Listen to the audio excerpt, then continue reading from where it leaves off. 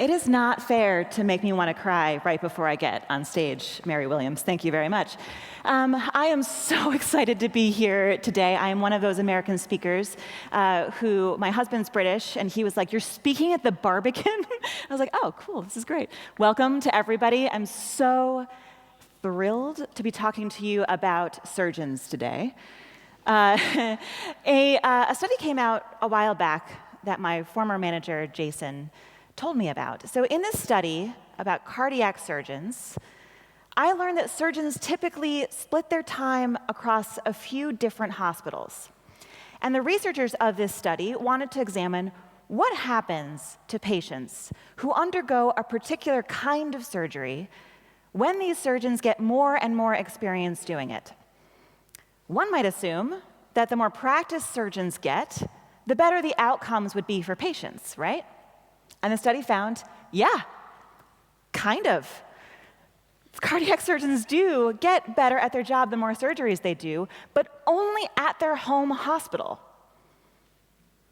The number of surgeries they perform at that hospital plays a significant role in determining patient outcomes, while the number of surgeries they perform in other hospitals has an insignificant effect. Why? It turns out a surgeon's familiarity with their teammates, team structures, team processes and workflows, stuff like that, that all has way more to do with how good they are at their job. Teams are important. Our practice and growth and bonding within our organizations is crucial. And that's why I'm here today to talk about the power of teams, even when we're feeling some friction with them. To build and maintain great products now and in the future, we need to work smarter. We need to build and maintain team health. So I started out in this industry as a self-taught front-end developer, and a few years in, I became a manager. Eventually, I managed at Etsy, became a director. A few years after that, I led the entire engineering team at Kickstarter. So along the way, I've loved hanging out with teams of 2, teams of 20, teams of 200, and I can attest, honestly, teams of humans are amazing, right? Groups of people coming together to ship things, it's just incredible. And throughout this journey, I've learned a ton about the variety of ways that humans can interact with each other, the good, the bad, the ugly. I've seen teams inadvertently knock over a site for a few hours. I've also seen teams ship incredible user experiences that measurably make people's lives better. I've seen teams fall apart over being required to move their desks to a different part of the floor. I've also seen teams send a teammate flowers when they need to take time off to care for a loved one. No matter how much you might bump elbows or inadvertently miscommunicate, it is a privilege to be able to come together with a group of humans and ship something amazing. So a guy named Bruce Tuckman carried out research into the theory of group dynamics. And in 1965, he published one of these theories that, of course, he named after himself, Tuckman's stages of group development. So these are recognizable stages as a group of humans goes from being a collection of strangers to a united group with common goals. As I walk through it, I want you to think about the people whom you consider to be your teammates. So forming is when the group comes together in its new state. The team maybe has a name, probably has some understanding about why they're there in this group, maybe has a mission, I don't know, but enough team norms haven't been ironed out yet. And then we hit storming. It's business jargon, so it has to kind of rhyme. Storming is where we start to see some friction, right? You just had this excitement of forming a team, so it's a bummer to all of a sudden start to feel some clashing, some confusion. But frankly, you have to make it through this stage to get to the next stage. Norming is where things start to iron themselves out. Individuals begin to resolve their differences, clarity is introduced, you start to find your groove. And then performing is that flow state. You're effective, you're shipping well, right? You're communicating well. Things feel really smooth. But it's a cycle for real. It's going to repeat itself throughout the life cycle of a team, even if you've been together for years. Anytime a new person joins, or a manager changes, or the team mission changes, These stages of group development can restart with those forming stage feelings again. But that storming stage, it is so frustrating. That friction is the worst because honestly, this section, getting out of that awful and painful stage of storming and into the beginnings of team health with norming, this is so critical for our overall team health. You really can't get to that norming stage without going through that mess. And there is lots of stuff that you can do about it to help your team go through that stage, no matter what that role is. It's really important to feel equipped to handle it, and when you can, help your team move through it. So in order to improve team health and keep it healthy, we're going to walk through three things.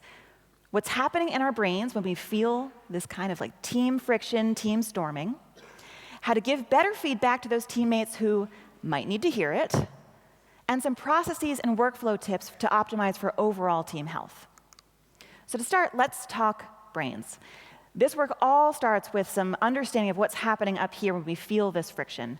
I am not a brain scientist, but I have become a much better manager and leader by doing some light reading on how teams and brains work. All right, so this red bit in the front is our prefrontal cortex. It is right behind our foreheads. This part of our brain is considered the rational, logical, practical, intellectual part of us. When you're involved in deep, complex problem solving, this part of the brain is active. It doesn't fully form until you're between the ages of 20 and 24, but it does super different work than my other favorite part of the brain, the amygdala. This little cutie is responsible for gathering in data from our environment and figuring out what is a threat and what is a reward. There is no other data that it's interested in. And if it gets a sense that a threat is heading our way, it goes into overdrive, and if the threat feels significant enough, it tells our prefrontal cortex, that rational, logical part of our brains, go on standby, I'm taking over. This is called amygdala hijacking. We might also refer to this as triggering. Your amygdala saw a bear headed your way, and because it was that frightening to us, it told that prefrontal cortex to go to sleep mode. Because what's helped us survive for millennia is that our amygdala react fast enough to run, duck, jump, hide, run for cover, right? If split-second decisions were left up to our prefrontal cortex, we would have not survived the many woolly mammoth attacks that got us to where we are today. However, if you think about a time when you've recently had maybe an amygdala hijacking moment at work, a time when you were so overcome with emotion that probably you stopped being as rational and logical as you normally are, I'm going to guess that there was no bear involved. Because unfortunately, our amygdalas respond to threats even outside threats to our physical safety. Social scientists, anthropologists, and neurologists have been studying this, and they found that in the modern workplace, humans have 6 core needs that we need to secure in order to feel safe and secure at work. Honestly, learning about people's core needs has dramatically shifted my management and leadership approach, because I can now better understand why this other human is reacting to something that I don't personally consider overwhelming, emotional, or scary. So let's talk about these 6 core needs. Number 1, we feel the need to belong to a group, a clan, a tribe, etc. When this core need in humans is threatened, it is not a small thing. In studies, adults who believed that they were being left out as players in a video game experienced the same levels of stress and the same parts of the brain light up as if they were experiencing physical pain. Any kind of social rejection is considered a high-threat situation to our amygdala. So we'll see this need threatened anywhere from when everyone goes out to lunch without us, to when we're not invited to a meeting that all of our buddies are. To your amygdala, these instances are not trivial. Number 2, we want to feel a sense of improvement or progress in our goal. The sense of progress could be for ourselves, like in our career, we want to make progress, or towards an important goal. It could be for our team, we want to hit those KPIs, or we want to work on that huge project, and it could be for our organization as a whole. I know a ton of people who get frustrated if the work that they're doing currently doesn't feel like it's, helping the overall bigger picture, or if it doesn't feel like they have enough challenges in their day-to-day, or if it doesn't feel like they're learning, right? If things start to feel inefficient also, this core need can feel threatened. Number 3, choice. We all want to have some level of choice and autonomy in our work life, right? We don't want to feel micromanaged. This is a tricky one, though, because too much choice is also threatening. So we need the right amount of balance between just the right amount of choice in our day-to-day work lives. Number 4 is equality or fairness, right? Equality is the idea that the world is fair and people are being treated as they should be. Everyone has equal access to succeed and have their needs met. When humans feel like something is not fair, we start riots, right? We will literally take to the streets. Organizational psychologists see teams ripped apart, companies destroyed, usership decline, even there's a perception of a lack of fairness. Which brings us to our 5th core need, predictability. If every moment was 100% full of surprises, what would that feel like? Exciting, overwhelming, probably a little bit of both. Just like choice, this is one that we need the right balance of. Too little predictability and our amygdala freaks out. Too much also. We're going to get de-energized and totally bored. And our last one is significance. This is essentially status. If someone's demoted, right, we're going to feel a particular way about it. Or if we're uninvited to an important decision-making meeting, we will also probably feel this sense of significance threatened. If you've ever been assigned to a project that felt useless, probably your sense of significance was also threatened, right? It feels awful because you're no longer as important in the larger group life. So these core needs spell out the acronym BICEPS. Paloma Medina, who's an organizational coach and trainer, crafted this acronym to help us remember what those 6 core needs at work often are. So anytime you're frustrated and you become overwhelmed with a sense of like, oh, my amygdala might be awake, I might start to have some maybe irrational feelings about a thing or somebody else's, probably one, sometimes multiple, of these core needs is threatened. Honestly, not all of these core needs and biceps are equally important to everyone. You might find that belonging is the most important to you, but predictability is the most important to your teammate. So getting to know what others' core needs are and how to meet those core needs is a shortcut to making them feel understood and valued, which is a huge component of our overall team health. To illustrate how the same stimulus can affect all of the different aspects of people's core needs, I want to look at an example. So I joke that in the course of my management career, there's one event that has threatened all of the 6 in almost all of the people that I've worked with in surprising ways. It's also like otherwise pretty straightforward. In fact, on my next slide, you might be like, what? I've never seen this cause emotions before, but I'm hopeful there'll be a knowing chuckle in the room. Because the illustration I want to use here is about desk moves. Yeah, I thought so. Right, desk moves. It's logical, right? All we need to do is we're sitting in one place and we need to move our desks to another part of the floor or another part of the building. It shouldn't be that emotional. It's just logic, right? Unfortunately, that's not the case. If you're confused, I'm hopeful that this next section will illustrate to you why it's really important to know about these biceps core needs. Because again, the same one stimulus can threaten any of the 6, and we can't assume we know which of the 6 is going to be affected for someone else. Okay, number 1, when you're asked to move your desk, or your team is asked to move your desks, how might your belonging core need feel threatened? Your desk might be your representation of how you belong to a group.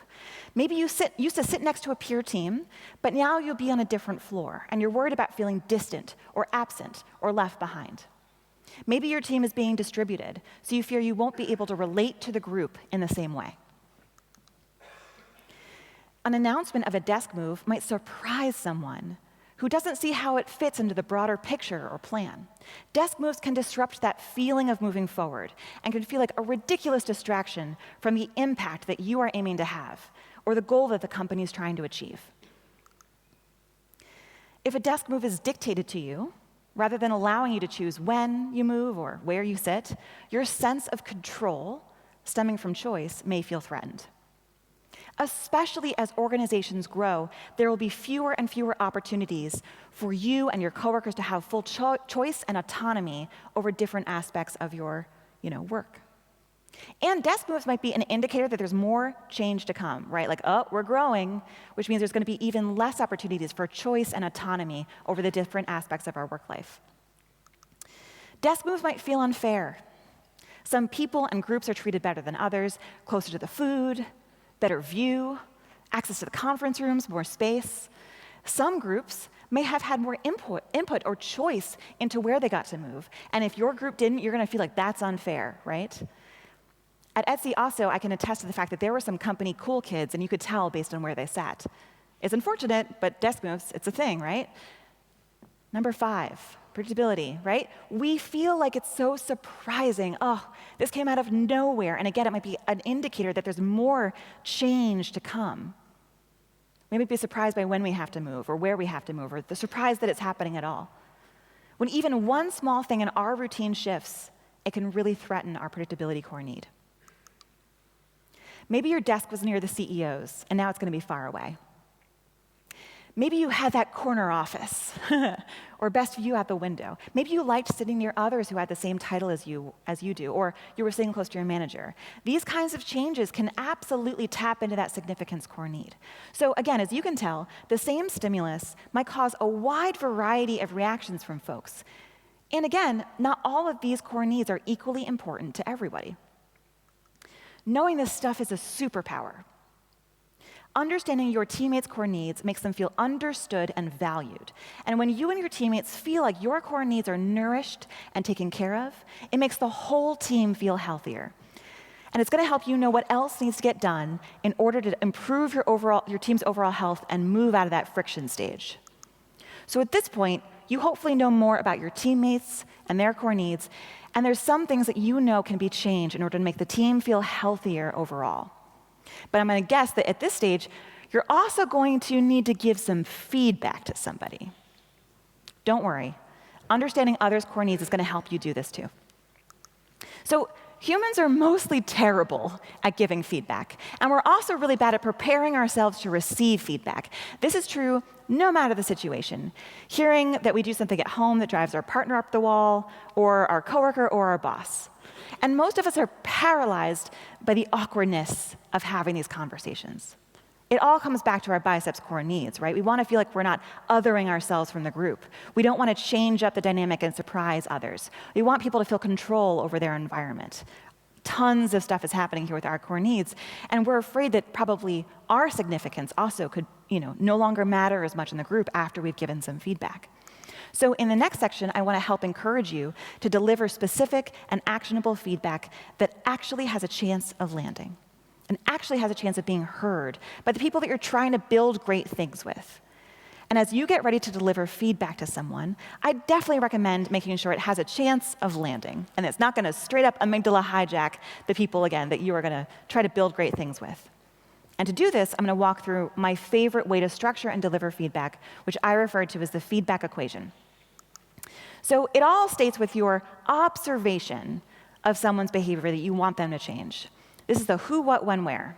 Observations are not about how you feel about this person's behavior. They're also not about what you assume is behind the behavior, right?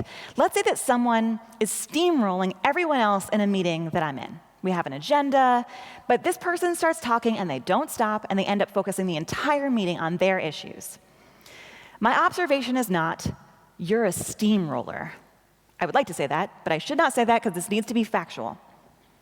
My observation also should not be, it seems like you think your topic is more important than everyone else's. Those aren't observations. Those are my assumptions, right? How could I state a factual observation to start? In our meeting last week, you spent 25 minutes out of our 30-minute meeting talking about your project. Or, in our meeting last week, we had 5 agenda items to get through, and we only got through yours. Next, though, you can start to describe the impact of this person's behavior. And this is where you can start to share how you feel. But see if you can describe the impact of their behavior in a way that they care about. Maybe they care about their reputation. Maybe they care about speed. Maybe they care about quality. Maybe they care about business impact. This is going to be custom to the person in the situation. In the meeting example, I could describe lots of different impacts of this person's behavior, right? This person's behavior impacts how others feel. It makes our meeting inefficient, those kinds of things. But let's say that the person I need to give this feedback to cares most about getting everybody else in the room to care about their project. So I could say, in our meeting last week, you spent 25 minutes out of our 30-minute meeting. We spent that 25 minutes talking about your project. I know you care about your teammates learning more about this project, but the impact of talking for that amount of time is that they're going to start to tune out and not listen anymore to what you're saying. It's best if you can describe an impact that they care about and not just the one that you care about. You might have to do some translation here, but the goal is to help them start to care about changing this behavior. And then finish up the feedback equation with either a question to them or a request for them to behave differently. At this stage, I could say like, so therefore, could you please keep your update to 5 minutes? But I'm probably talking to an adult. And hopefully at this stage, if I've described a fact-based observation and I've described an impact that they care about, they're already thinking about what they want to do next. So I would suggest instead asking a genuinely curious, open question. A question might be, when you share your updates, what are you hoping that people do with the information next? Or when we have that meeting, what's the number one thing you want everyone else to walk away with knowing? Asking an open question like this is often way more powerful than making a request when giving feedback. It opens a dialogue with this other person, and it feels like you can support them through changing their behavior. And it also lessens the likelihood that you're going to straight out amygdala hijack them as you're giving them this feedback. And the best part, it can increase the empathy that you have with them, which is so helpful for delivering feedback. Anytime I've asked a genuinely curious, open question, I've learned something about why they're behaving that way that I didn't guess, I didn't assume. And it made me rethink about the feedback and also understand so much more about this person. It's been magical. So, feedback equation, observation, impact, question. This is really similar to SBI, situation, behavior, impact, but with a question at the end. If you structure all your feedback this way, not just tiny little pieces of feedback, but big, important pieces of feedback that you have throughout your day, you'll find it's really easy to give successful feedback that actually has a chance of landing with, hopefully, no amygdala hijacks in sight. And as you get ready to deliver this feedback, think about how they might want to receive this feedback. The obvious choice for giving feedback is in person, face-to-face with our mouth words, right? But honestly, not everybody prefers this. In fact, I would much prefer receiving feedback written first so I can digest it and process it before having a conversation about it. I have coworkers who would much prefer that I come and talk to them in the hallway if I'm giving them feedback. No problem, I can do that too. But you have to know it first, right? So ahead of time, before you ever need to give feedback, when you go back to work in a few days, ask everybody you work with how they prefer to receive feedback, in what medium, and in what format, and then customize it to them. This won't always be possible. Once in a while, there will be an emergency, and you need to give feedback to them in a way that's not ideal. But hopefully you'll know this in advance. That way you can help and do this for their poor amygdalas the next time you have to give them feedback. So at this stage, you've hopefully inched towards norming as a team. How can we make sure we keep on moving into that beautiful, healthy performing stage? Let's talk about team processes and iterating on the way that we do things. Each of our teammates has different ways of working, different ways of collaborating, different ways of sharing status, even different ways of giving feedback, right? Like, it's okay that we are different. All of this stuff and all of our team norms are going to depend on our company context, who's on the team, and the work that we're trying to get done. The important thing here is making sure that whatever your processes are, you're iterating on them and making sure that they're working for everybody.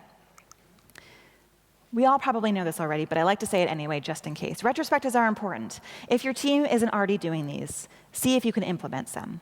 Because by doing retros with some routine, you can normalize talking about team health. Retrospectives help a ton with our core needs. We feel like we belong to the group. We can have some more predictability, and they can help us make improvements and progress towards the things that matter to us. And when stuff is acknowledged with heartfelt authenticity, the hard stuff, it tells people that their needs, feelings, and concerns are not irrelevant. It allows people's bellies to relax because their needs have been acknowledged. Studies show that people who are willing to take responsibility for their own failures are more likely to be considered as others by having stronger integrity and good intentions. So institute some retros and talk about your team's health in them. It can also be really helpful to have a living document that states your team's expectations and processes. This could include a team's description of how we do user testing or design critiques or stand-ups. It can also include a list of expectations for teammates, like how to be mindful when giving code reviews, or how much time people should spend mentoring or pairing per week. These kinds of documents really help with our predictability core need because we have clarity about what's expected of us and how we should be working together. And the best team documentation includes a vision or mission statement, a North Star, right? What we're supposed to be aiming towards. This is, of course, going to help with our sense of improvement and progress towards a goal. And having a North Star can make it so much easier to give your teammates feedback when whatever they're working on or any of their behaviors don't align with the mission or the North Star that we are trying to achieve. Sometimes it can be helpful to document team roles and responsibilities so that you can refer back to it if there's ever confusion or friction between people and what work you need to get done. A while back, I blogged about using a Venn diagram to show the overlapping responsibilities between different roles on a team to help gain a shared understanding about who is responsible for what. So in this example, I've got a product manager, an engineering manager, and a tech lead. Note that, of course, it's a Venn diagram. There are intentionally overlapping bits and also distinct bits, so that I can have an honest conversation about where different responsibilities on the team might sit. And notice that the edges are kind of fuzzy, right? Because humans aren't perfectly circle-shaped. And there might be times when responsibilities might move around a bit. So the important part about using a tool like this is writing down which responsibilities go in which area and which go in the shared responsibilities parts, too. It's really important to get a shared understanding across these three individuals in this case, so that you can communicate out those expectations to others so that they can know who should I go to with which kinds of questions, and who's responsible for taking care of which things that help us get our project done. And when I walked through this tool with engineering leads, engineering managers, and product managers at one company, we went and filled in which responsibilities go into each role and which is in the overlaps. And here is an example. An engineering lead and a product manager might work together to scope and estimate project work. So documenting something like this and adding it to a wiki or wherever else you have good team documents can be so helpful for dumping buckets of clarity on how your team works. And you should continue to improve on it and make it even clearer as things change, the people on the team change, norms are added, those kinds of things. And by the way, you could do this with any intersection of team roles. I led an offsite a few months back where we had 5 roles. I gotta tell you, it's really hard to draw on a whiteboard 5 overlapping circles for a perfect Venn diagram, but we made it happen. But it's so helpful to just take lists of things and put them in the buckets and move them around. I promise this is gonna help you. Throughout this process, take care of yourself and do what you need to do to distance yourself from an unhealthy work environment if things are deeply affecting you in a way that doesn't seem to be improving. Everything we talked about today will help chip away at or maybe resolve some kinds of team friction, but they won't solve unhealthy or unsafe environments. So if you ever aren't sure that it's time to walk away, talk to someone you trust about what you've tried and what you need. And when you go back to work and you start to work through these stages, don't worry if you find yourself back in the forming stage again. Trust that this is a cycle. And team health is something you can continue to iterate on and improve. I am so excited for you to bring these tools and tactics back to your workplace. Your amygdala and your teammates' amygdalas are absolutely going to thank you. And all this stuff and so much more is in this book, and I am so excited. Today is the day I get to finally hold it. Thank you, everybody.